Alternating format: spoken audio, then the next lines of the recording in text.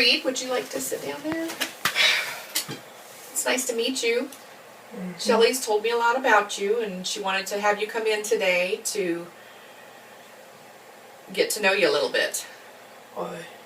Why? Yeah, it's probably the only time I'll ever see you in my entire life. Why you need to know me? She just wanted for me to get a chance to meet you, and she's been coming in for some therapy sessions. She needs it. What? Nothing. Okay. Is there anything you'd like for me to know about you? I don't have the best life in my entire life. Don't have the best life. My stepmom doesn't, I don't feel like she cares as much about me. Shelly, of course. My mom, we had it pretty rough. But you might have heard, we're not the best. We don't have the most money, and I'm really emotional. I don't have that many friends at school. I have one good friend, but he's like me, and we don't have that many friends. I kind of wish that I was better going, but You kind of wish you were better. What would that look like? like I am now. But she made me wear this Oh. because she said that it would make me look not so emo, Not so emo. not so like I needed emotional therapy. What do you think? I just think I'm average. I don't really talk to any other people. There's other people, but I don't consider them, different. So I guess I'm average to myself. Okay. Is there anything you would like to come in here and talk about? No, I don't think so. Okay. Well, it's nice to meet you, and if you do want to talk again, you're welcome to come back. No, it's not my thing. Okay. Well, I'm going to go ahead and have you go out and wait while I finish up with your stepmom. Do you have any questions? No. All right, thank you. It's nice to meet you, Reed. I'll shake your hand, Reed. Oh, no, that's fine. Thank you. Yeah. Okay. We'll see you later. Uh-huh. Okay. Well, thank you for bringing him in so I could meet him. And I could sense there was some tension there between you two. How has your week been? About the same. What does that mean? I'm just acting the same way, locked up in his room. Okay. So there's not been any changes in his behavior in the last week. All right. Well, if you recall, we had started the adult attachment interview last week. Yes. And we had talked a lot about your childhood. Mm-hmm. And if I remember correctly, you had shared that your he passed away when you were about 7? Yes. And then your mother remarried your stepdad when you were 11. And that was very difficult for you. Yes.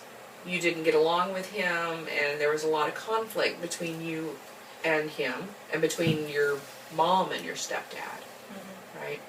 Oh, especially over how to discipline you.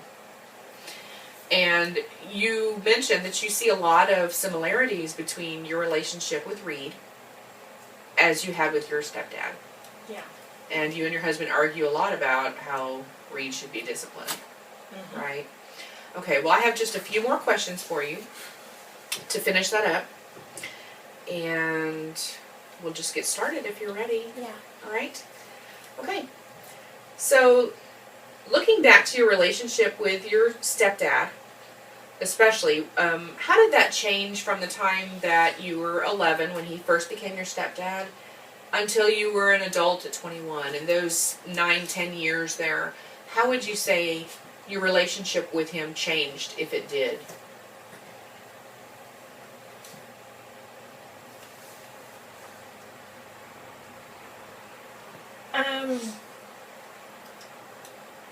I think it changed more when I became an adult,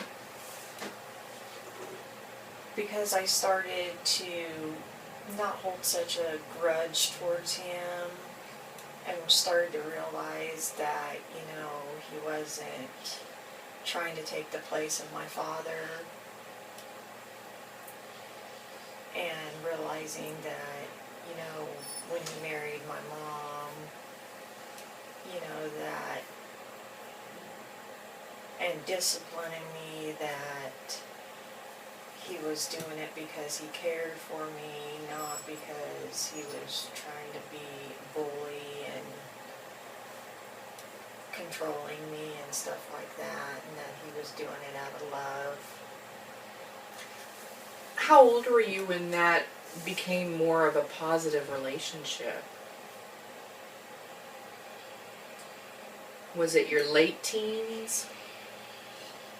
Or Yeah, when? I was my late teens. Okay. What do you think helped bring about that change? I think it was more me getting older and maybe getting smarter to the situation. I don't know. Okay. But it definitely improved, Yeah. it sounds like. Yeah. And you're really close with him now, right? From what you Yes. said? Okay. Well, if you had 3 wishes for Reed 20 years from now when he's 35, what would they be? I'm thinking partly of what kind of future would you like to see for him? And I'll give you a minute or so to think about that if it, that's a big question. I would like for him to be happy, have a good job. I would like for me and Reed to have a good relationship. Okay. That's very positive. Mm-hmm. Is there anything that you think you've learned from all your own childhood experiences? Something you feel like you gained from the kind of childhood that you had?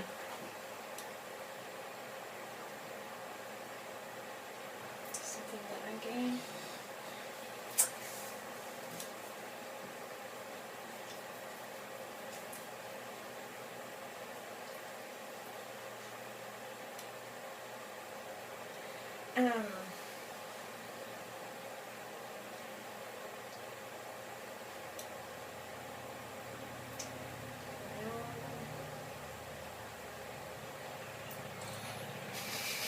We'll edit that. That's okay. Okay. So we've been focusing. That's okay. We'll just move on. You can edit that out. That's okay. So we've been focusing a lot on the past in this interview, and I have one more question. I'd like to be thinking more about the future, which is kind of what goes along with the question I just asked about what would you wish for Reed 20 years from now. I'd like to. We've talked about what you've learned. Okay. So we've been focusing a lot on the past in this interview until this last question about what 3 wishes would you want for Reed 20 years from now. I've got one more question, and I'd like to end this interview by asking you, what would you hope that Reed might have learned from his experience of being parented by you? Having you as a step-parent, what would you hope that Reed would take away from that? I hope that he would know that I'm not a wicked stepmom, and that I think of him as my own child, and that I love him and only want what's best for him. I think that sounds very positive. Do you think maybe at some point you could say those things to him? I think so. Okay. That is all I've got. Do you have any questions? Or anything you want to add? Shelly, No. Yes? can we get Sonic after we're done here at the physician's? I'm sorry, Reed. Why don't you come on back in the room? We can't quite hear you. Okay.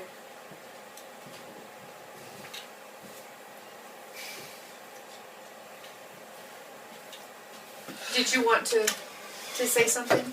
I overheard what you were saying. I mean, I care. I mean, you act like I don't care. I do. I kind of lost Sonic when we're done here at the therapist's office. Maybe that could help build our bond through food. Through food. Thank you. Thank you. Thank You're you. so funny.